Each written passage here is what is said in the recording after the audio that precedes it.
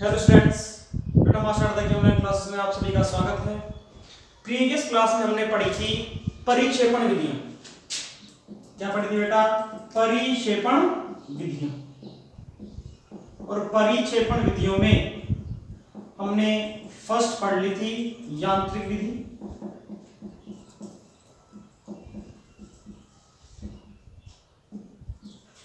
Second अपनी थी विद्युत परिक्षेपण विधि।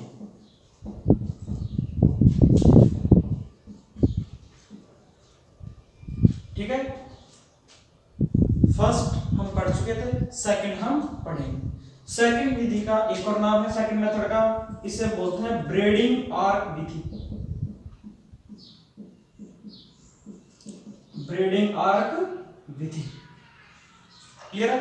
देखते हैं क्या है।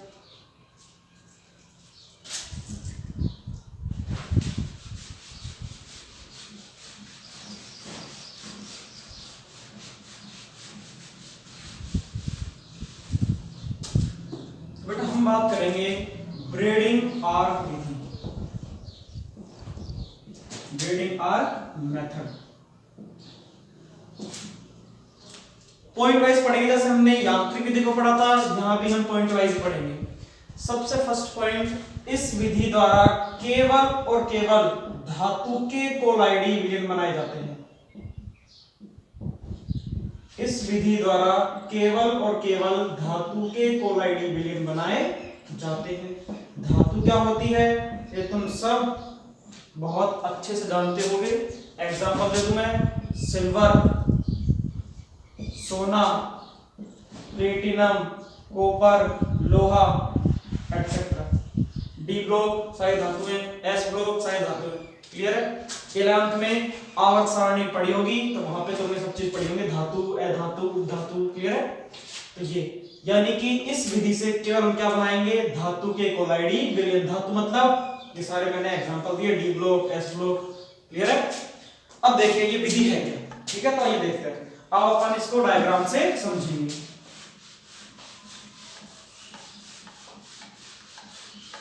पिछला जो पढ़ा दिया इसको रिवाइज करते रहना। ठीक है,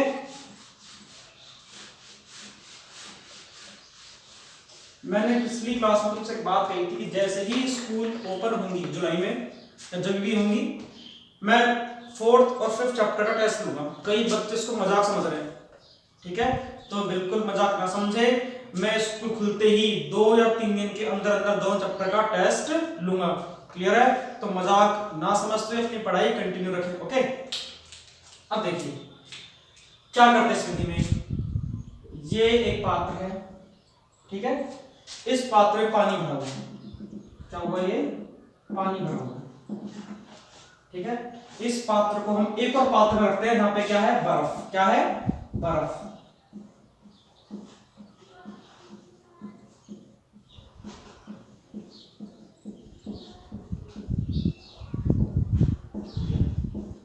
ये बर्फ क्लियर है तो पानी, लेकिन क्या है, ठोस अवस्था में है, ये द्रव अवस्था में।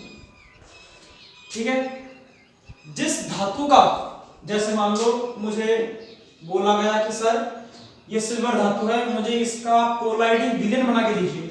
ठीक है, तो मैं क्या करूंगा, सबसे पहले मैं धातु को इलेक्ट्रोडों के रूप में, इलेक्ट्रोड, ठीक है, दो होते हैं, कैथोड और एनोड। ठीक है, मैंने क्या किया, धातु की जो इलेक्ट्रोड है, ठीक है, किस धातु के, सिल्वर धातु के जो इलेक्ट्रोड है, इनको मैंने क्या रख दिया, पानी में डुबो दिया और एक आर्क उत्पन्न करी। क्या उत्पन्न करी? आर्क। आर्क का मतलब चिंगारी। ठीक है, विद्युत उत्पन्न करी। जैसे ही मैं विद्युत उत्पन्न करूंगा तो ऑब्वियसली बात है, ये जो धातु के इलेक्ट्रोड है, इन पर जो धातु लगी हुई है, वो धातु वाष्प बनेगी, उस धातु की धातु निकलेगी, वाष्प बनेगी, ये यहां फैल जाएगी, चारों तरफ फैल जाएगी। अब जो ये जो वाष्प की जो धातु है, ये धातु जो वाष्प बनी है, वाष्प क्यों बनी है, दोबारा सुन लो। जैसे ही मैंने इसमें आर्क उत्पन्न करी, यानी कि विद्युत उत्पन्न करी, तो ये जो धातु, जो इलेक्ट्रोड, इन पर जो धातु लगी हुई है, ये पिघलेगी।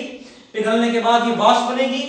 अब ये वाष्प क्या करेगी, ये जो पानी है, अब सोचो ये जो पानी ठंडा होगा गर्म होगा, और ठंडा क्यों, किस पात्र में रखा हुआ है? बर्फ से भरे पात्र में। ये जो धातु की वाष्प है इस हिमशीतित जल के साथ क्या बना लेगी मिलकर? कोलाइडी कण बना लेगी और तुम्हें क्या मिल जाएगा? कोलाइडी विलयन। ये है तुम्हारी ब्रीडिंग आर्क विधि। दोबारा देख लो।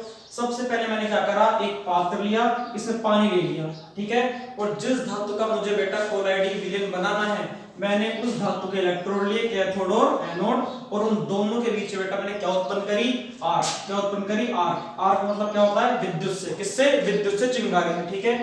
तो जैसे ही मैं इस पे विद्युत पैदा करूंगा इन इलेक्ट्रोडों पर जो धातु है वो उसकी वाष्प बनेगी, वो संघनित हो जाएगी, ठीक है। ये जो वाष्प बनी ये इस हिमशीतित पानी के साथ, हिमशीतित द्रव, हिम का मतलब बर्फ की वजह से क्या है? बहुत ज्यादा ठंडी होगी, इसलिए मैंने क्या जोड़ा? शीतित। किसकी वजह से? हिम की वजह से, बर्फ की वजह से। तो हिम शीतित पानी के साथ मिलकर क्या बना लेगी? कोलाइडी। क्या बना लेगी? कोलाइडी विलयन। क्लियर?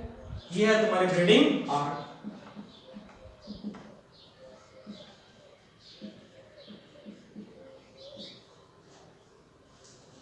उम्मीद करता हूं समझ में आ चुकी होगी। ये तुम्हारी ब्रीडिंग आर्क विधि है, ठीक है। तो हमने परिक्षेपण विधि में दो विधियां देखी, यांत्रिक विधि और विद्युत आर्क विधि या ब्रीडिंग आर्क विधि। क्लियर है? दोनों डायग्राम है, दोनों ही विधि इंपॉर्टेंट है। याद रखो हम कौन सा कोलाइडी विलयन बनाना पड़ रहे हैं? द्रव विरोधी कोलाइड। क्लियर?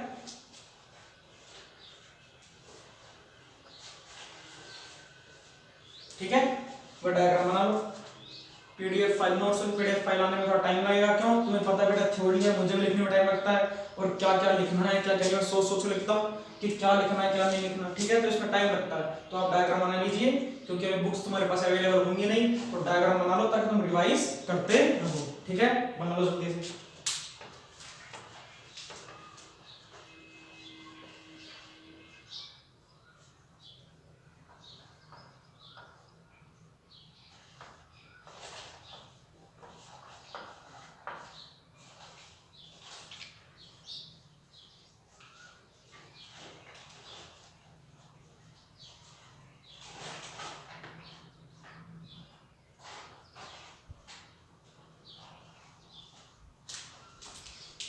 ठीक है, अब हम आगे चलते हैं। ओके,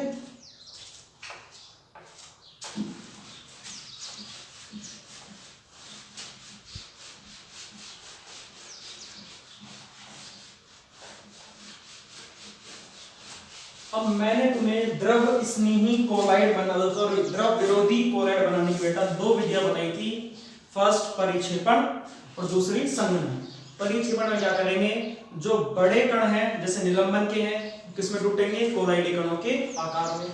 जस्ट इसका अपोजिट क्या होगा? संघनन, यानी कि छोटे कण मिलेंगे, क्या बनाएंगे? कोलाइडी विलयन, ठीक है, कोलाइडी कण। क्लियर है? जस्ट एक दूसरे के अपोजिट है। अब हम पढ़ेंगे संघनन विधि, ठीक है, संघनन विधि, कंडेंस्ड मेथड, ठीक है। संघनन विधियों में सबसे पहले हम पढ़ेंगे अपचयन। क्या पढ़ेंगे? अपचयन। अपचयन क्या होता है? मैं प्रत्येक बच्चे से, एवरी स्टूडेंट से उम्मीद करता हूं कि अपचयन शब्द का मतलब मुझे समझाने की जरूरत नहीं होनी चाहिए।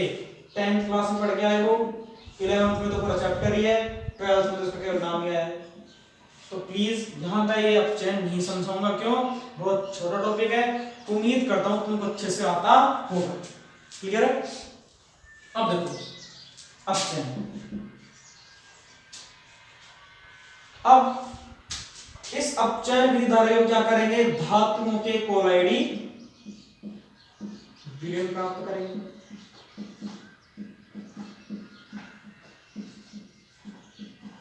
धातुओं के कोलाइडी विलयन प्राप्त करेंगे। क्लियर है? देखो कैसे।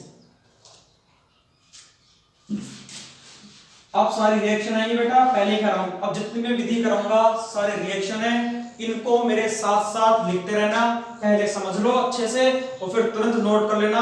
मैं नोट करने के लिए प्रॉपर टाइम दूंगा। क्यों? क्योंकि रिएक्शन है, तुम सोचो सर पीडीएफ फाइल लेके जब करेंगे, पीडीएफ फाइल तो 1-2 दिन में टाइम लग जाएगा आने में, इसलिए इनको लिख के रहना साथ साथ। क्यों? क्योंकि ये हाथों हाथ याद करनी यही की, ताकि इनको बार बार भूलो नहीं और डेली घर में रिवाइज करनी है। क्लियर है? तो देखो मैंने लिया ओरिक क्लोराइड। क्या लिया? Oric chloride. मैंने इससे कितने अणु लिए? 2 अणु लिए। कितने लिए? 2 अणु। फिर मैंने लिया स्टेनस क्लोराइड। क्या लिया? Stannous chloride. ठीक है, इन दोनों की मैंने क्रिया करवा दी। क्या करवा दी? क्रिया। क्या नाम है इसका? मैं नीचे लिख देता हूं, ओरिक क्लोराइड।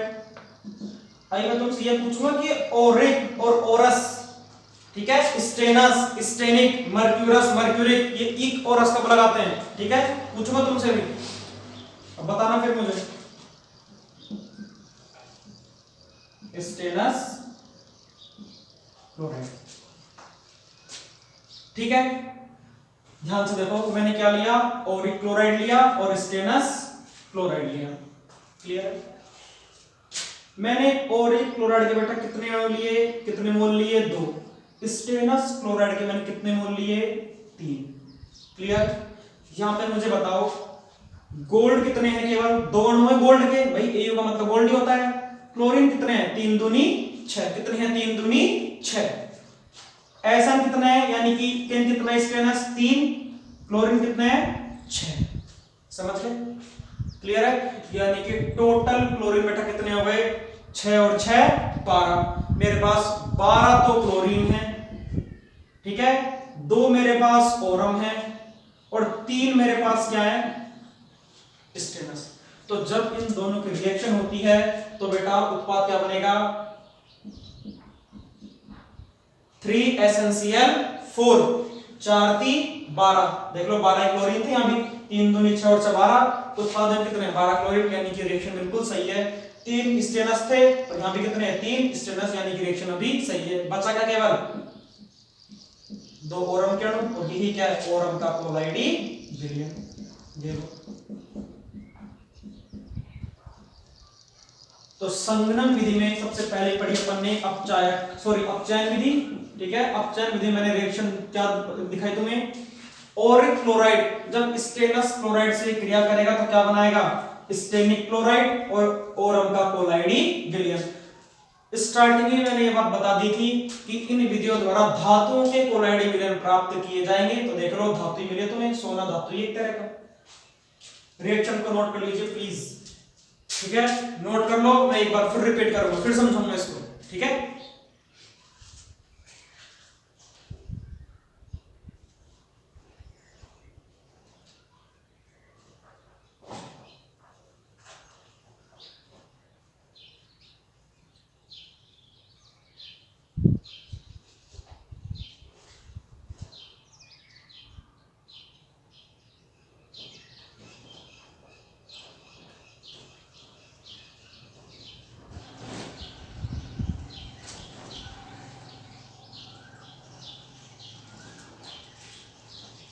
ठीक है, एक बार बेटा दोबारा देख लो, मैं फिर समझा रहा हूं इसको।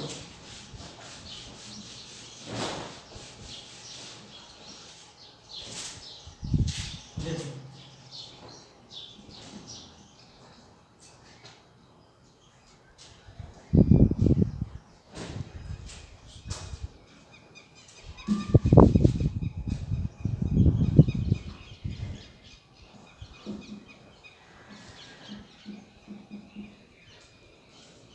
मेरे पास ये अभिक्रिया है, ठीक है, और एक क्लोराइड स्टेनस क्लोराइड, 3 दूनी 6 क्लोरीन यहाँ पे, 3 दूनी 6 क्लोरीन यहाँ पे, टोटल कितने बेटा? 12। कितनी स्टेनस है? 3। कितने ओरम है? 2। तो 3 स्टेनस और 12 क्लोरीन मिलकर क्या बनाते हैं?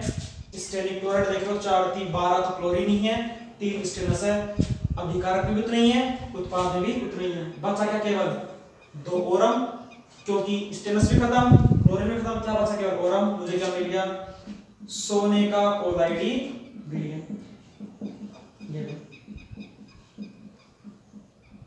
ठीक है, नोट कर लियो। दूसरे देखते हो, अपचयन में चल रही है। अब इस रिएक्शन में अपचयन कैसे हो रहा है ये सोचो ध्यान से।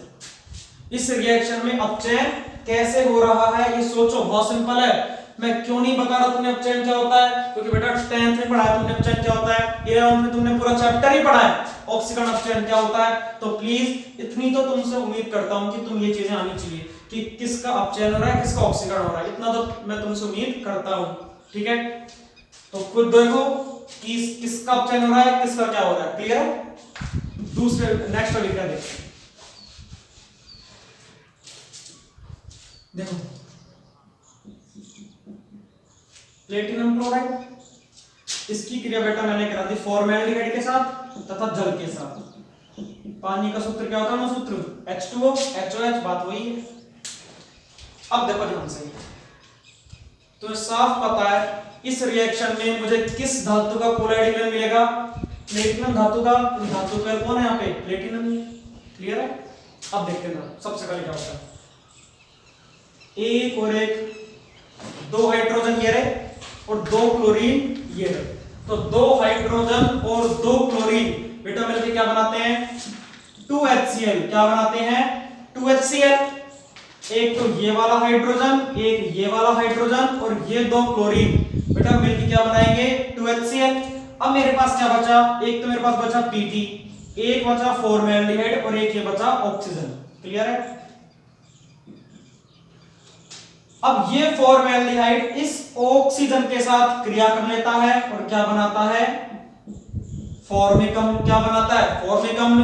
भाई एक ऑक्सीजन है, एक और जुड़ गई, क्या बन गया, फॉर्मिक एसिड। बचा क्या, प्लेटिनम। और मुझे चाहिए क्या था, प्लेटिनम का क्लोराइड ही चाहिए था।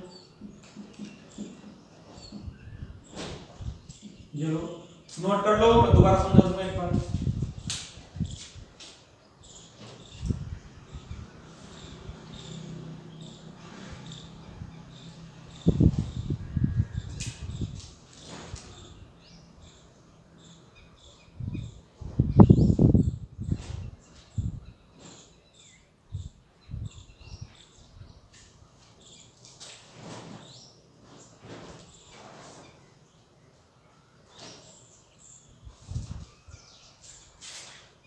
ठीक है, दोबारा देख लो।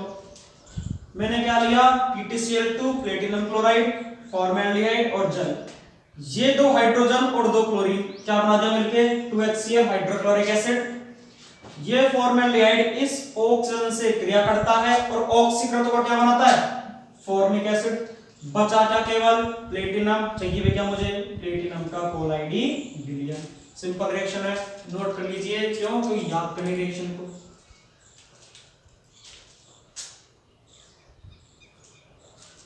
ठीक है, नेक्स्ट देखते हैं।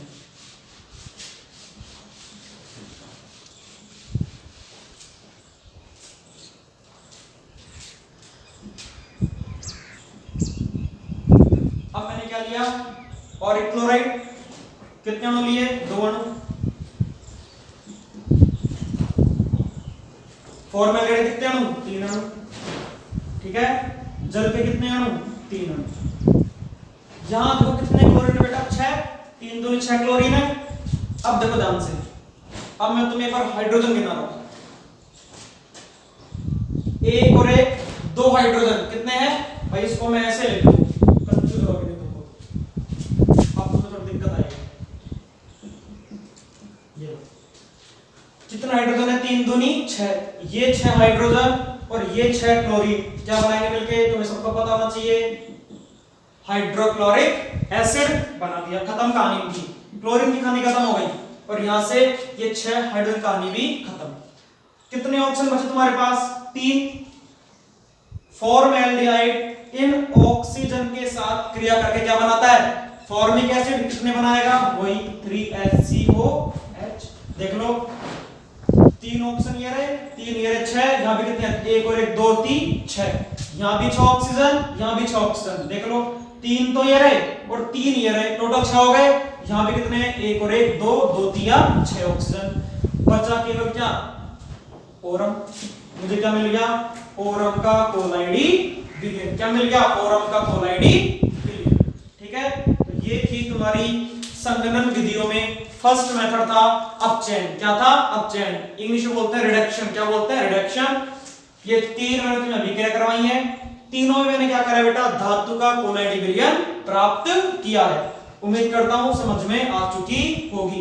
इनको लिख लीजिए, इनकी प्रैक्टिस करनी है क्योंकि बिना प्रैक्टिस के रिएक्शन याद नहीं होगी। तुम सोचो एक बार पढ़ के सर मैं जिंदगी में दोबारा भूलूं ना, तो पॉसिबल नहीं है बेटा, रिवाइज करना पड़ेगा डेली, डेली लिखना पड़ेगा, यूं नहीं ऐसे देखकर, डेली लिखना पड़ेगा नोटबुक में, रफ कॉपी में डेली लिख के याद करनी पड़ेगी इसको, जब जब याद होगी। ठीक है तो बेटा आज के लिए इतना ही करेंगे। उम्मीद करता हूं क्लास तुम्हें समझ में आई होगी, नेक्स्ट क्लास में इससे आगे बढ़ेंगे। Thank you.